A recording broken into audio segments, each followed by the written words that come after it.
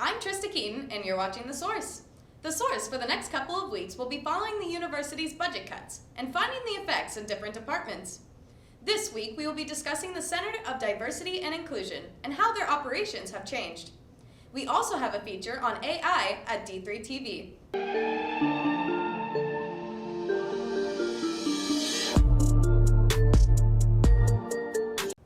We talked to Dr. Diane Jackson, Vice President of Institutional Equity, to explain.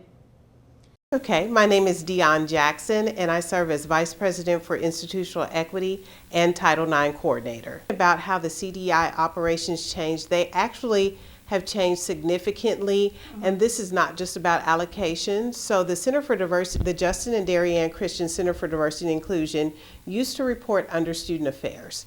And so over the summer, July 1, they actually transitioned to my division, the Division of Institutional Equity. So this is a big shift. The CDI has operated for about 5 years. So this is a big shift for them operationally, because what now happens is their work was solely focused on students and our student population as a member of the Student Division of Student Affairs, but now under institutional equity, the expectation of their work spans our university, much like other forms of institutional equity initiatives. So that was a major shift for them as an entity, because not only are they now focused on support of students with their resource allocations, but they're thinking about events that they do with alumni. They're thinking about work and initiatives that they also do with our employees. The things that we agreed to this academic year is really to keep their budget that they had approved for the year focused on students. And we have initiatives that we're doing with alums and employees that are really coming out of my budget or other divisional resources. The things for them that I believe is important is that they have such great student impact, but now that they've been in operation for 5 years, now being able to have touch points with alums that were students that they had an opportunity to work with, I think has really helped them in thinking about their work. Also, our CDI staff are employees of the institution, so they have really embraced thinking about initiatives such as our Black Employee Resource Group, and thinking about how that is similar to work that they do with AAAS, for example, as a student group, and thinking about the affinity and retention of our Black employees and supporting our Black employees. So that excites them, since one of their goals is to revamp and re-engage their President's Council, which is the council of their 31 student organization presidents, and really developing their leadership skills as organization presidents, and thinking about the ways that they're developing them not only for leadership at DePauw, but beyond DePauw. And so they have different meetings and programs and events that they're doing with that council, so that's new, but it's really focused on them achieving that goal of doing that work. So I will say that I know that you can probably expect the same volume of events and activities and programs, but they might look a little differently now that they have the umbrella of also employees and employees at the institution. The CDI has continued to grow in operations despite the decrease in their budget. Dr. Jackson wanted to emphasize student feelings and impact, seeing the cuts for CDI not as a hindrance to their operations, but just a slight shift.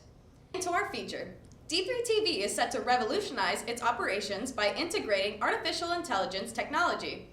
Faculty Supervisor Larry Abed highlighted the significance of this bold initiative, emphasizing AI's transformative potential.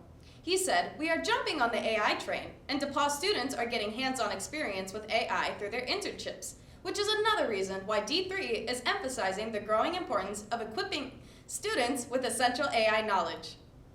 D3's tech manager, Jordan Filey, explains the motivation behind this significant move.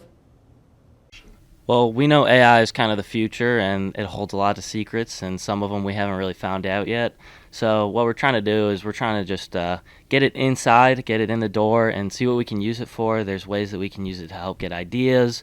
We can use it to help get analytics, and we kind of just want to see what it can help streamline our processes with and just make things a lot more efficient overall. Now move into the War Room, a segment of The Source, with PAC student and researcher Jake Wood. Thanks, Trista, and welcome to the War Room. For our first story, we go to Ukraine, where the Ukrainian government is claiming that a missile strike it carried out last Friday, September 22nd, killed the commander of Russia's Black Sea Fleet. The missile struck the headquarters Sea Fleet in Sevastopol and allegedly killed Admiral Viktor Sokolov, along with 33 other officers of the Russian Navy. Russia has not commented on the claims, but had earlier stated that one serviceman was missing following the strike. The claims remain unverified, but if they have truth to them, this will be the first Russian flag officer to have been killed in the conflict. For our next story, a fire at a wedding in Iraq has reportedly killed 100 and injured an additional 150. The incident took place on Wednesday, September 26th, in Hamdaniya in Nineveh Governorate, a predominantly Christian area. The fire broke out amidst the wedding and quickly spread through the wedding hall, leading parts of it to collapse. Iraqi civil defense groups stated that the wedding hall's exterior was decorated with a highly flammable material that is illegal in the country. Iraq's government has ordered an investigation into the fire, and relief is currently being provided to the victims. Thank you for watching, and be sure to follow us at D3TV on all socials to stay updated on the real news.